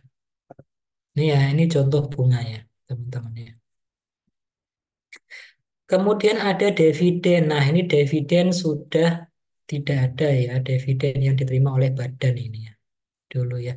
Royalti ya, ada penulis penulis ya, dia membuat buku, kemudian bukunya itu terbit, kemudian dapat royalti. Maka PPh royaltinya itu sebesar 15%. Itu ya. Kemudian hadiah. Nah, hadiah ini hadiah yang diterima oleh badan ya. Jadi teman-teman, pajak hadiah itu ada 3 ya teman-teman ya. Ada 3. Ada 3 perlakuan perpajakan masalah hadiah. Yang pertama, hadiah yang berhubungan dengan adu ketangkasan itu merupakan objek PPh pasal 21, teman-teman. Jadi atlet gitu ya, atlet bulu tangkis, badminton, dia menang juara 1 mendapatkan misalnya hadiah 500 juta. Karena itu adu ketangkasan, maka dia objek PPh pasal 21, teman-teman. Ya. Kemudian ada hadiah undian. Nah, hadiah yang diundi, ini yang sering di televisi ya. Itu pajaknya 25%, teman-teman ya. Dia masuk PPh pasal 4 ayat 2. Biasanya teman-teman itu ada ya di kuis itu ya, pajak hadiah ditanggung oleh pemenang. Nah, itu 25% pajaknya ya. Hadiah undian.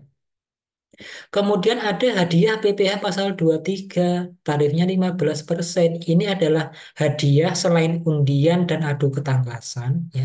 Selain hadiah undian dan adu ketangkasan yang diterima oleh badan, ya, teman-teman, ya. Misalnya PT Indomaret memberikan hadiah kepada PT Alfamaret tadi itu, ya, ya dipotong 15%. Itu, ya. Kemudian selanjutnya, ya, untuk tarif 2%. Untuk tarif 2%. Ini, ya, hmm,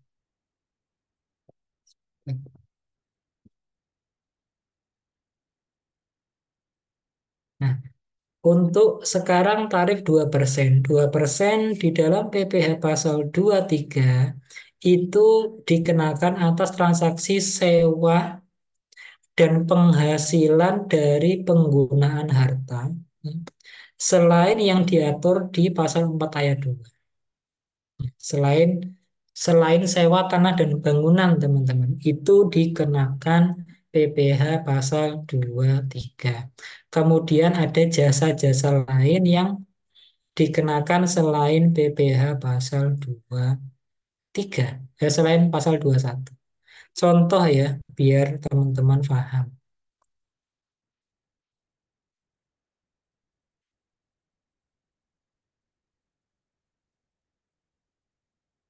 Nah, ini, ya, PT Indofood memperbaiki truk, ya, truk operasional ke PT Carfix.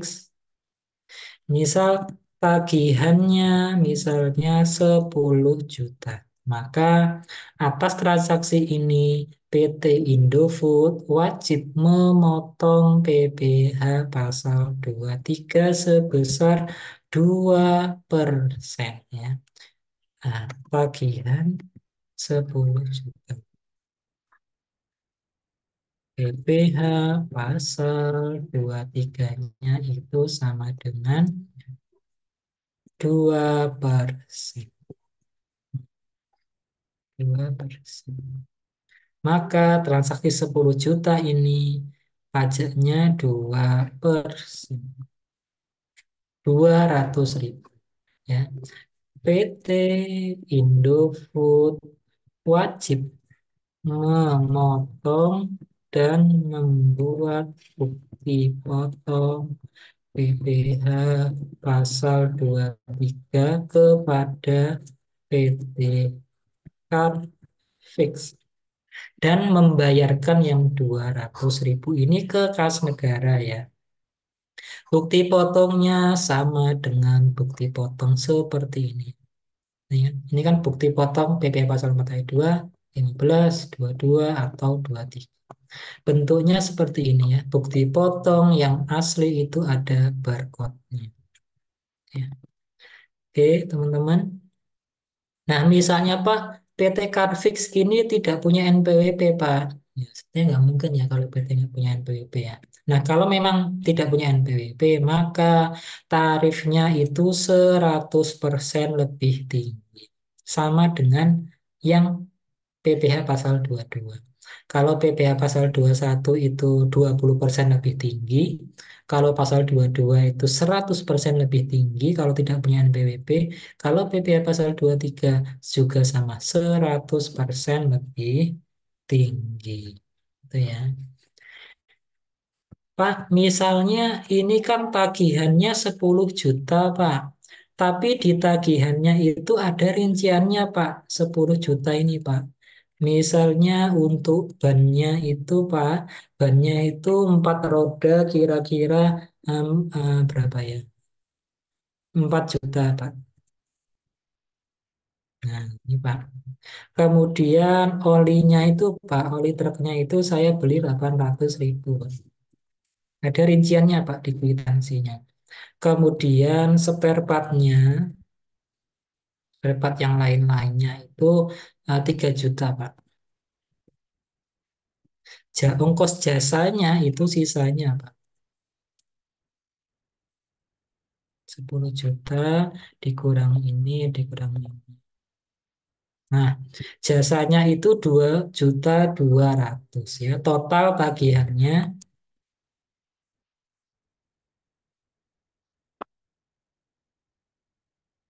10 juta. Maka kalau ada transaksi seperti ini, kwitansinya itu dirinci seperti ini, maka PPh pasal 23-nya itu ya, yang 2% hanya atas jasanya saja. 2% dikalikan jasanya. Berarti PPh pasal 23-nya itu 44.000. Nah, itu ya teman-teman. Kalau gelondongan tidak ada rinciannya ini, maka ya langsung 10 juta kali 2% ini. Nah, itu ya teman-teman ya. Silakan ada pertanyaan untuk PPh pasal 23.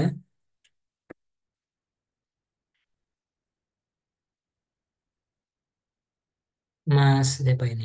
Mas Denny. Pak, untuk jasa konstruksi yang potong dengan tarif itu PPh. Nah, kalau untuk jasa konstruksi ini khusus Mas ya. Tarif PPh pasal 4 ayat 2 ya, Mas Denny ya. Nanti ya setelah ini. Yang lain teman-teman? Ada pertanyaan untuk PPh pasal 23 ya,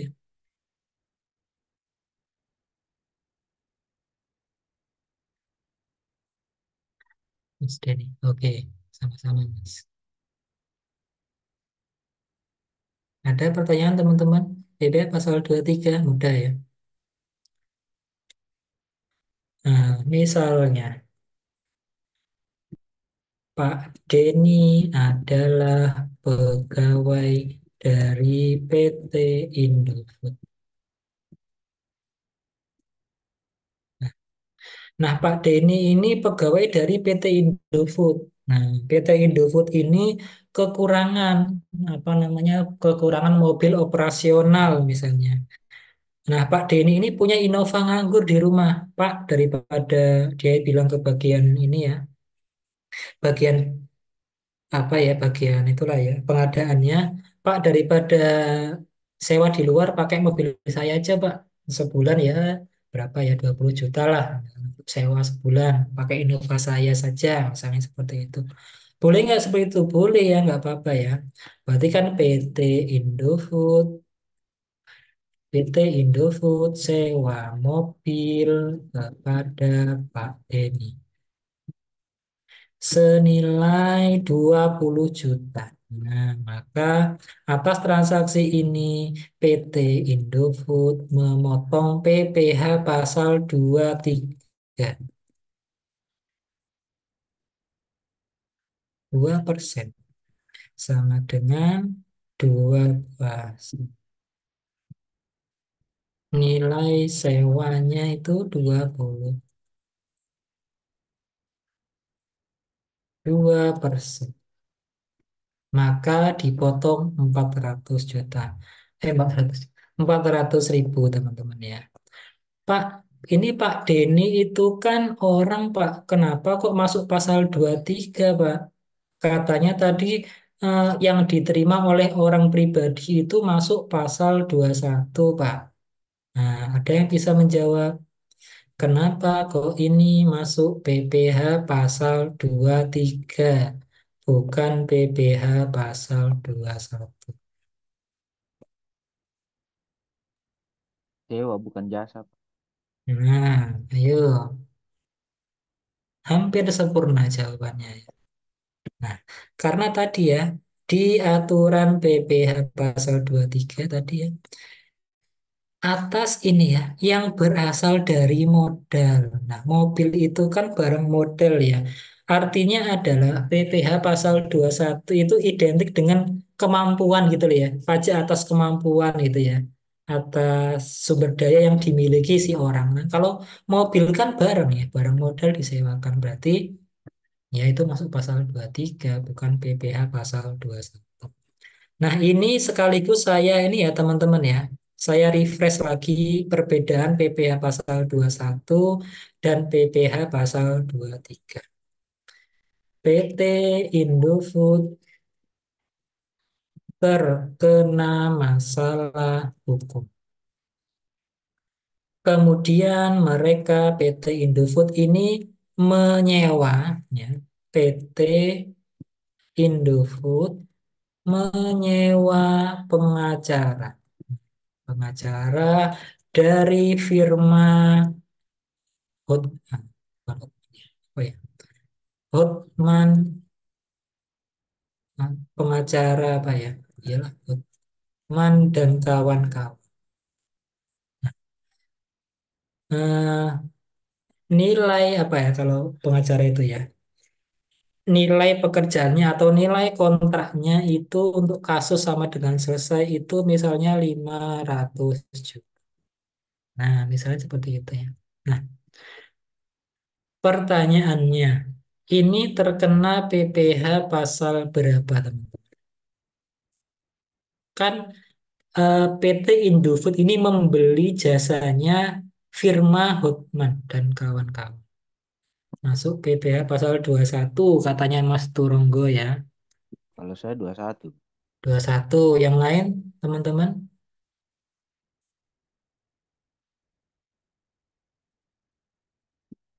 Nah, ingat ya teman-teman ya, firma itu adalah badan hukum ya. Firma itu seperti CV ya, firma. Nah, kalau misalnya kontraknya itu yang tanda tangan antara PT Indofood dengan firmanya, firma Hotman, maka itu objek PPh pasal 2. Misalnya ya teman-teman ya, di firma Hotman dan kawan-kawan ini ada pengacara namanya pengacara siapa ya? Pak Hotman misalnya. Nah, ini kan firma Hotman dan kawan-kawan berarti kan di dalamnya ada namanya pengacara Pak Hotman, ada Pak Alex, Pak Pak pokoknya kumpulan dari orang-orang yang ahli hukum, pengacara lah ya gitu. Nah, kebetulan yang ditunjuk oleh firma Hotman untuk menyelesaikan kasus Indofood itu adalah pengacaranya namanya Pak Hotman. Maka karena kontraknya itu PT Indofood dengan firma Hotman, maka dia masuk kategori PPh pasal 23. Kenapa? Karena firma Hotman ini itu adalah badan hukum, badan usaha. Beda cerita ketika misalnya PT Indofood ini terkena masalah ya. Kemudian dia menghubungi secara pribadi kepada Pak Hotman. Pak Hotman kan berada di bendera Firman Hotman dan kawan-kawan. Ini tolong bantuin Indofood dong Pak. Nanti kwitansinya itu atas nama Bapak saja ya. Jadi kontrak kerjanya atas nama PT Indofood dengan pribadinya Pak Hotman. Nah, kalau dengan seperti itu, dengan Hotman. Nah, Hotmannya saja, maka itu masuk PPh pasal 21, bukan pegawai tadi ya. Nah, seperti itu ya teman-teman ya. Jadi dilihat kontraknya, hitam di atas putihnya. Ini yang tanda tangan ini kerjasamanya atas, nah, maaf ya. Ini kerjasamanya itu dengan badan hukum, badan usaha atau dengan orangnya ya. Itu ya nanti dilihat ya teman. Itu sekilas mengenai perbedaan PPh pasal 21 dan PPh pasal 23. Ada yang ditanyakan teman-teman? Silakan.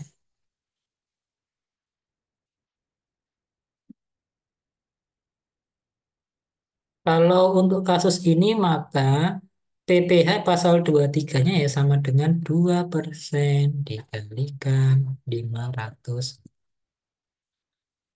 Nah, ini ya 10 juta. Tapi kalau ini maka nanti menghitungnya pakai ini dikalikan 50% dikalikan dengan tarif pasal 17. Gitu ya. Dikalikan dikalikan 50% dikalikan Tarif PPh pasal 7. Lu kok dikalikan 50% segala, Pak? Iya, tadi ya, slide-nya tadi.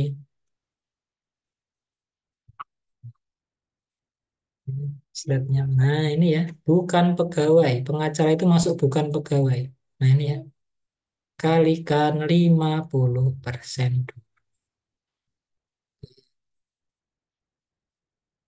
Oke, ada pertanyaan teman-teman? Silahkan.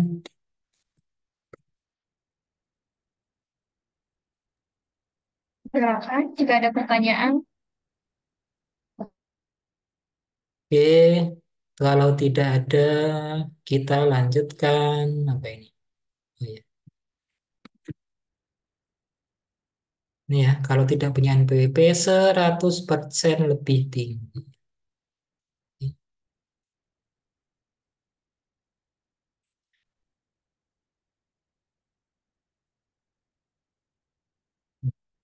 Sekarang yang terakhir. Oh, ini Mas Denny tanya ya.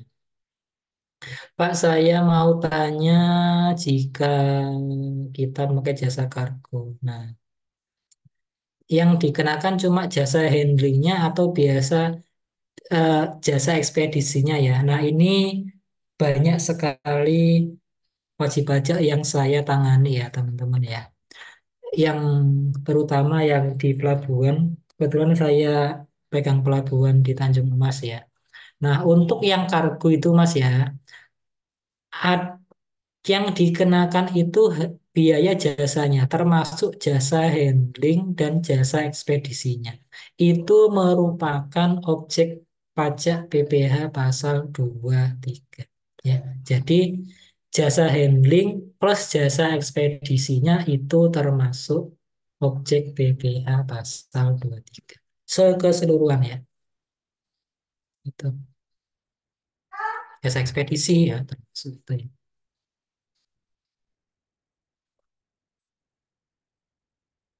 Oke, semoga menjawab Mas Denny.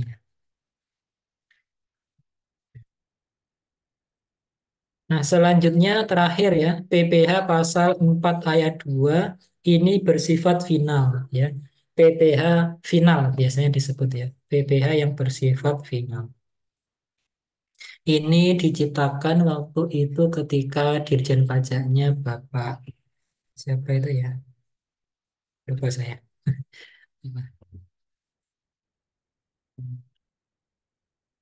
Bapak Fuad Bawazir waktu itu ya, yang menjadi Dirjen Pajak. Udah tahun berapa? 90-an ya. Pertama kali dikenalkan istilah final. Nah, PPh pasal 4 ayat 2 ini hafalan, bukan hafalan ya, pokoknya ada tabelnya aja ya. Transaksi ini tarifnya sekian gitu aja mudah ya teman-teman ya. Nah ini ya, contoh misalnya bunga deposito. Jadi teman-teman itu punya tabungan di bank atau deposito. Kalau dapat imbal hasil berupa bunga itu nanti pihak perbankannya akan memotong 20% dan itu bersifat final. Ya. Kemudian penjualan pembelian saham di bursa teman-teman ya. Jadi teman-teman yang aktif ya, trader ya, itu ada PPh finalnya sebesar 0,1% dari nilai transaksi jual belinya itu. Nah, ini langsung dipotong oleh pihak sekuritasnya. Kalau teman-teman pakai Mandiri Sekuritas ya nanti 0,1%-nya langsung dipotong oleh pihak Mandiri Sekuritasnya. Kalau pakai Mirai Aset ya nanti dipotong oleh Mirai Asetnya dan seterusnya gitu ya. Kemudian bunga diskonto obligasi ya, itu atau SBN itu ya, itu 15% ya bagi wajib pajak dalam negeri. Kalau yang luar negeri 20%. Nah, sama ya diskonto SPN surat perbendaharaan negara itu 20%. Nah, ini yang sering ya, teman-teman. Kalau teman-teman itu jual beli tanah dan bangunan, teman-teman ya, itu ada PPh-nya. Kalau teman-teman beli tanah dan bangunan itu ada dua aspek perpajakan. Bagi penjual itu dikenakan PPh, ya tarifnya 2,5%. Bagi pembeli itu Saya salah ya. Bagi penjual itu dikenakan P, ya pajak penghasilan benar ya. Bagi pembeli dikenakan BPHTB ya. Kalau bagi penjual itu kan kena PPh ya, pasal 4 ayat 2, 2,5%. Ini yang dibayarkan itu langsung masuk kas negara, kas pemerintah pusat. Tapi BPHTB itu masuk kas pemerintah daerah. Itu ya, jadi beda ya. Kemarin itu ada di KUP ya, ada pajak pusat dan pajak daerah ya. Tolong difahami. Kemudian sewa tanah dan bangunan ya, ini 10% pajaknya ya dan bersifat final. Misalnya, misalnya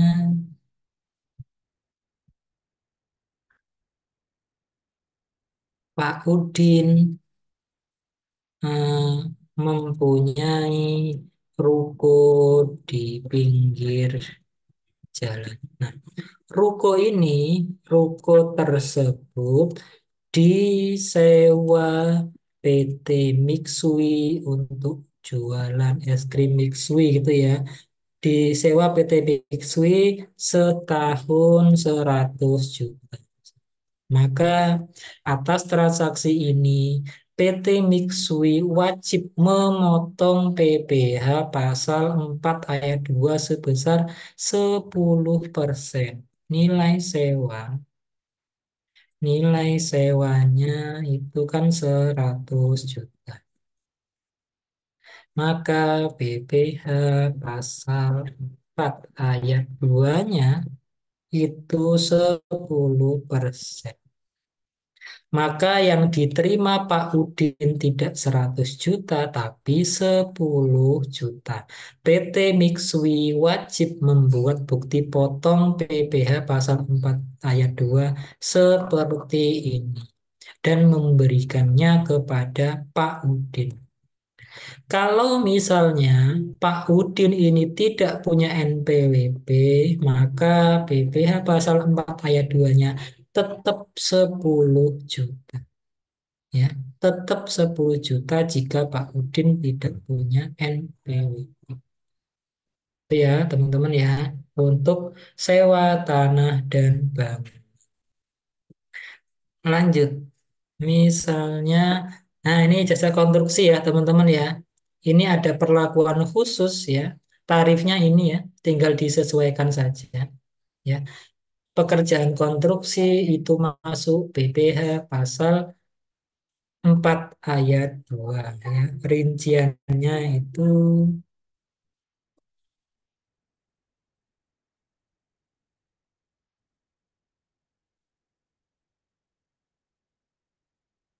lupa saya nggak ada sih.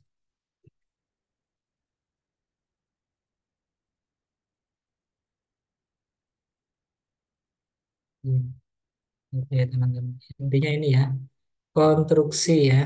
Ini ya. Nanti bisa dibaca ya. Kemudian dividen teman-teman. Nah, ini yang yang sering ditanyakan ya. Jadi ya dividen itu sebelum Undang-Undang Cipta Kerja tarifnya itu 10%, teman-teman. Tarifnya 10%.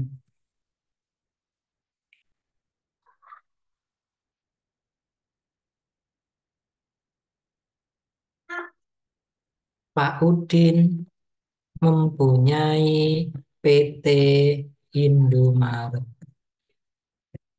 pada tahun 2023 mendapatkan dividen 100 juta.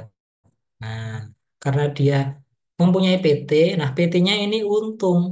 Nah, untung yang 100 juta diberikan oleh Pak Udin. Nah, ini merupakan objek pajak. Nah, PPh pasal 4 ayat 2 sebesar 10% jika Pak Udin tidak menginvestasikan ke beberapa instrumen investasi. Itu ya. Jadi instrumen investasinya itu mana ya? Sebentar ya. Hmm, ini.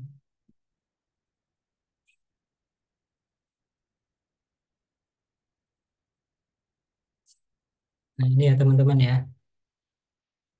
Nah, ini adalah beberapa instrumen investasi yang dibebaskan pajak ya. Jadi kalau teman-teman ada dapat dividen, kemudian dividennya itu diinvestasikan ke instrumen investasi ini selama 3 tahun, nggak salah ya, 3 tahun. Nah, itu dibebaskan dari pajak 10%.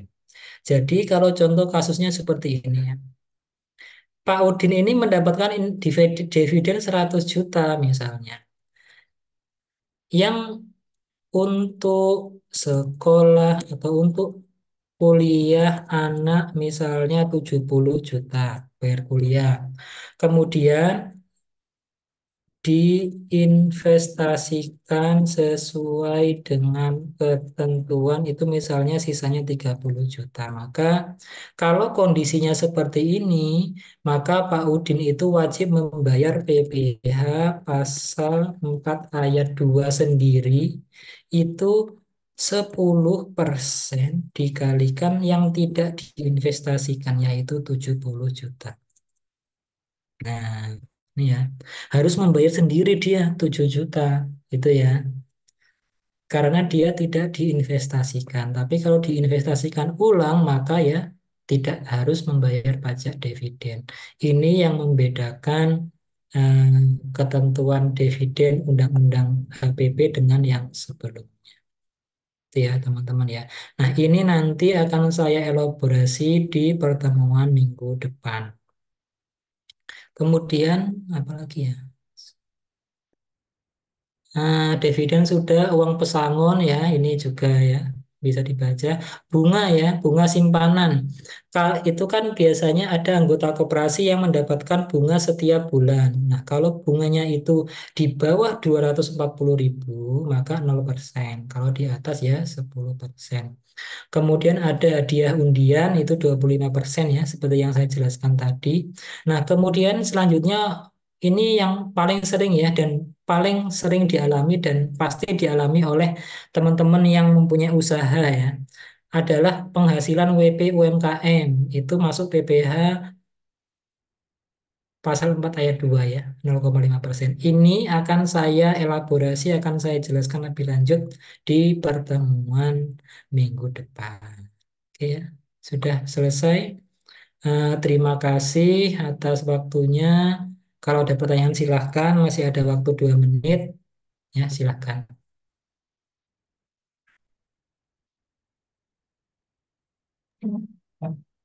Silakan dari yang sudah kalau menjelaskan. Apakah ada pertanyaan? Silakan.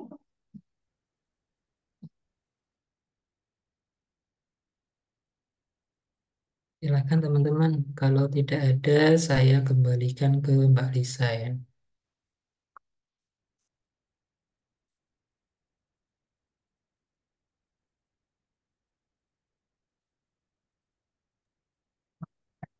Baik. Bagaimana teman-teman? Apakah sudah cukup? Apakah sudah tidak ada pertanyaan?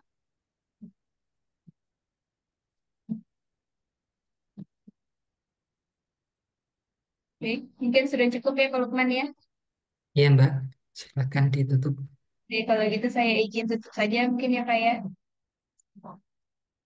Baik, Bapak Ibu sekalian, peserta pelatihan Brevet AB, materi PPH Potong Kumut hari ini sudah selesai. Namun sebelumnya kita akan melakukan sesi dokumentasi terlebih dahulu dan para peserta diminta untuk menyalakan kameranya. Boleh dibantu untuk on cam untuk yang belum on cam?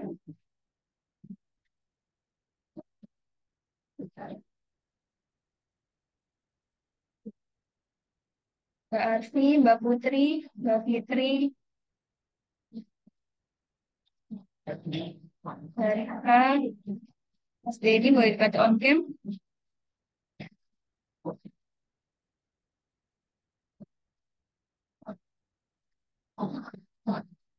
Oke, baik. Ada beberapa yang tidak bisa on cam, tidak apa-apa. Semuanya boleh tersenyum ke arah kamera. Saya hitung 1 sampai 3. 1, 2, 3.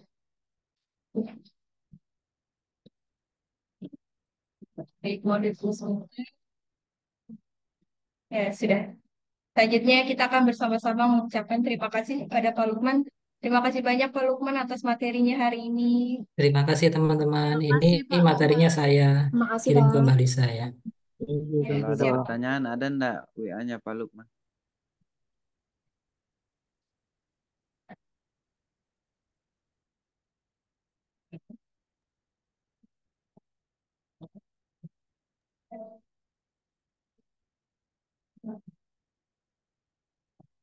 Oke, baik, Pak Lukman.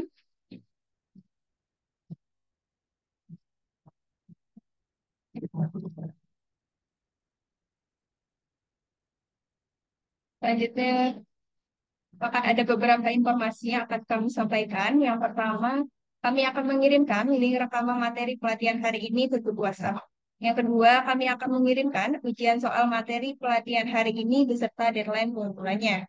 Yang ketiga, untuk materi selanjutnya yaitu PPH orang pribadi tanggal 6 Juli 2024 yang akan diupload kembali oleh Bapak Lukman Hakim, SNMM, yang akan dimulai pukul 9 sampai dengan 15 waktu Indonesia Barat.